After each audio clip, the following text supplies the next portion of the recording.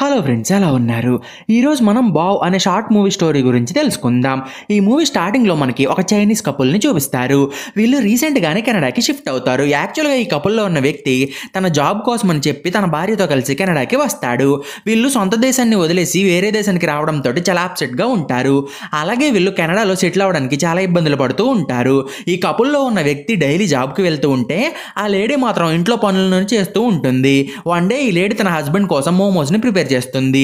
ఇది ఒక Chinese dish. ఈ మోమోస్ ని బావ్ అని కూడా పిలుస్తారు. ఈ మూవీ మెయిన్ క్యారెక్టర్ పేరు కూడా బావే. ఈ లేడీ బావ్స్ ని ప్రిపేర్ చేసి తన హస్బెండ్ దగ్గరికి తీసుకెళ్తుంది. బట్ ఆమె హస్బెండ్ మాత్రం ఆఫీస్ కి బాగా లేట్ అయిపోతూ ఉండడంతో హడావుడిగా కొన్ని బావ్స్ ని తినేసి ఆఫీస్ కి బయలుదేరతాడు. అతను వెళ్ళిపోగానే ఈ లేడీ బావ్స్ ని తినడం స్టార్ట్ చేస్తుంది. ఈ లేడీ మార్నింగ్ నుండి చాలా పని చేయడంతో బాగా అలసిపోతుంది. ఈ లేడీ ఒక బావ్ ని తింటూ ఉన్నప్పుడు ఆమెకు ఏదో తెలియని స్ట్రేంజ్ ఫీలింగ్ అనేది వస్తుంది. దాంతోనే ఆమె బావుని తినడం మానేసి దాన్ని ఊసేస్తుంది. అప్పుడే ఆ బావు ఒక బాస్కెట్లోకి వెళ్ళి పడుతుంది. ఆ బావు బాస్కెట్లో పడిన వెంటనే దాని నుండి కాళ్ళు, చేతులు, కళ్ళు, ముక్కు, నోరు అన్ని ఒక్కొక్కటిగా బయటకు వస్తూ ఉంటాయి. అలాగే ఆ బావు ఊపిరిని కూడా తీసుకుంటూ ఉంటుంది. ఇప్పుడు ఆ బావు చూడడానికి ఒక మనిషిలాగా కనిపిస్తుంది. దాన్ని చూసి ఈ లేడీ షాక్ అయిపోతుంది. అలాగే ఆమె కొంచెం భయపడుతుంది కూడా.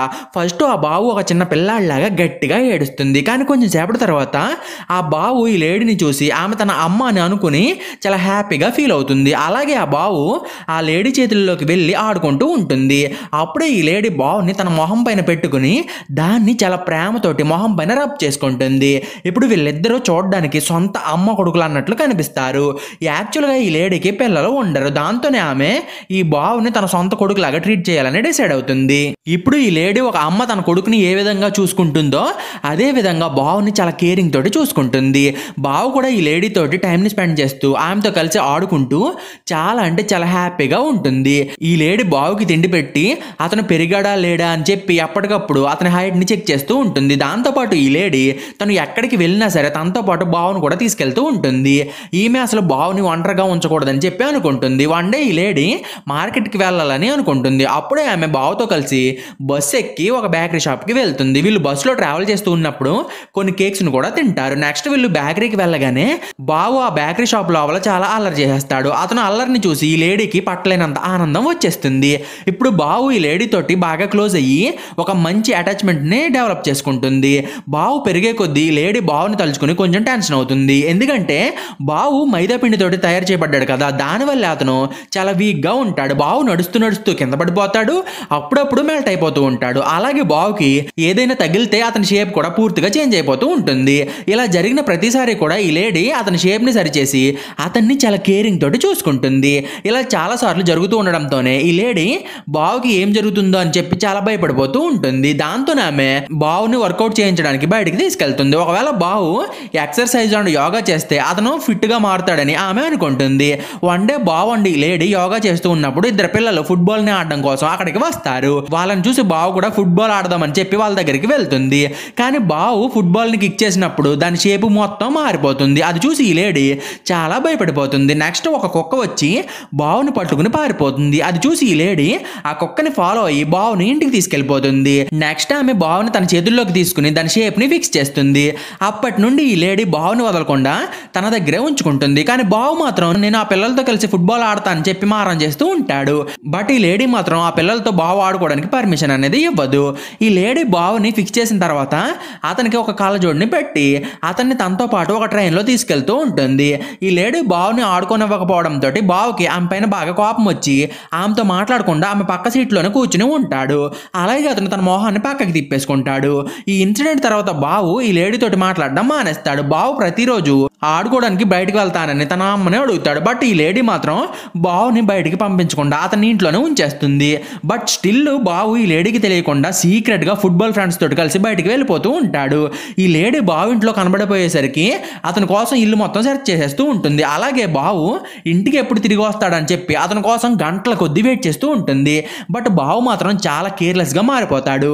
ప్రస్తుతం బావుకి బయట ప్రపంచం చాలా నచ్చేస్తుంది. అందువల్ల అతను తన టైంని ఇంటి బయట ఎక్కువగా గడిపేస్తూ ఉంటాడు. వన్ డే ఈ లేడీ బావు కోసం చాలా కష్టపడి ఒక స్పెషల్ మీల్ని ప్రిపేర్ చేస్తుంది.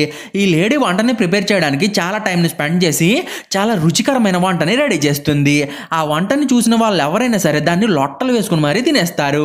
బట్ బావు మాత్రం ఆ వంట గురించి పెద్దగా పట్టించుకోకుండా పట్టించుకోకుండా అక్కడ నుండి వెళ్ళిపోతాడు. అది చూసి ఈ లేడీ బావు వెనకాలే వెళ్తుంది. కానీ బావు మాత్రం ఆమె దగ్గర నుండి తప్పించుకుని ఆమె ఎంత చెప్పినా వినకుండా బయటికి వెళ్ళిపోతాడు. ఆమె కూడా బావుని ఆపలేకపోతుంది. దాంతో ఈ లేడీ బాగా హర్ట్ అవుతుంది. దాంతో ఆమె తన రెడీ చేసిన వంటని తానే చాలా కోపంగా తినేస్తుంది. నెక్స్ట్ ఈ లేడీ బావు ఎప్పుడు ఇంటికి వస్తాడని చెప్పి అతని కోసం వెయిట్ చేస్తూ ఉంటుంది. అప్పుడే ఆమె ఇంటి డోర్ని ఎవరో కానీ నాక్ చేస్తారు.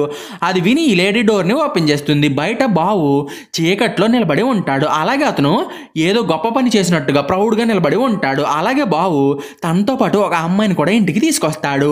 ఆ అమ్మాయి కూడా బావు మామని చూసి తన చేతికున్న రింగ్ని చూపిస్తుంది. ఆ రింగ్ని చూసి బావు మాము షాక్ అవుతుంది. ఎందుకంటే బావు తన పర్మిషన్ లేకుండా ఈ అమ్మాయిని పెళ్లి చేసుకుంటాడు. అది తెలియగానే బావు మాము చాలా సాడ్గా ఫీల్ అవుతుంది. అలాగే ఆమె నేను బావుని చాలా ప్రేమగా చూసుకున్నాను కదా, అయినా కానీ బావు ఎందుకని నన్ను లెక్క చేయకుండా తనకి నచ్చినట్లుగా ప్రవర్తిస్తున్నాడని చెప్పి బావుని తలుచుకుని బాధపడుతుంది. కొంచెం సేపటి తర్వాత బావు తన లగేజ్ని సర్దుకుని బయటకు వచ్చి అమ్మ నేను నా వైఫ్ని నీకు చూపించడానికి ఆమెను మన ఇంటికి తీసుకొచ్చాను.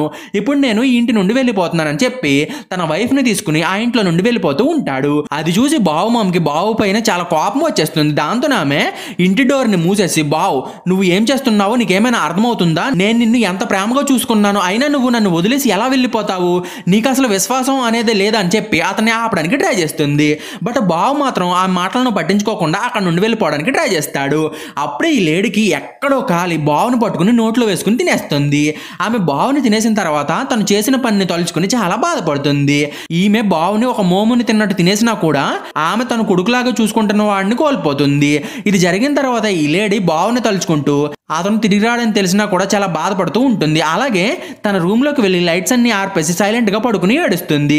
ఈ లేడీ హస్బెండ్ ఆమెకి ఏం జరిగిందని చెప్పి ఎన్నిసార్లు అడిగినా సరే ఈ లేడీ ఎటువంటి సమాధానాన్ని ఇచ్చేది కాదు.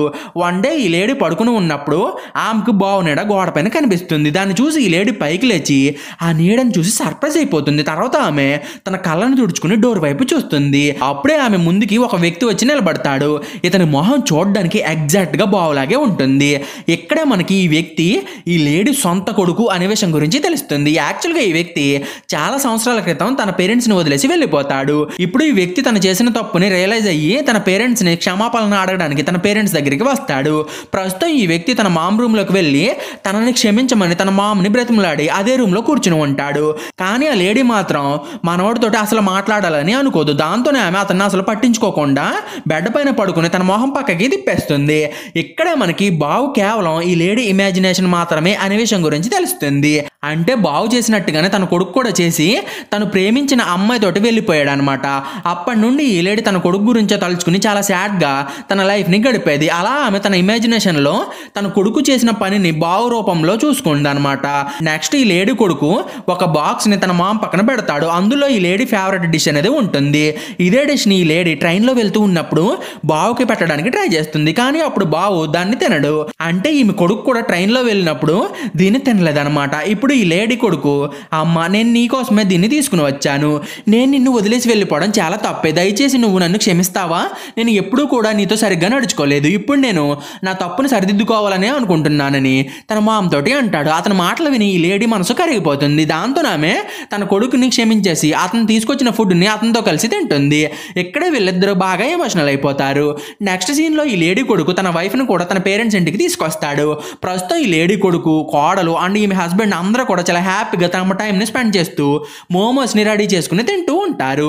ఈ లేడీని తన కొడుక్కి మోమోస్ని ఎలా ప్రిపేర్ చేయాలో నేర్పిస్తుంది.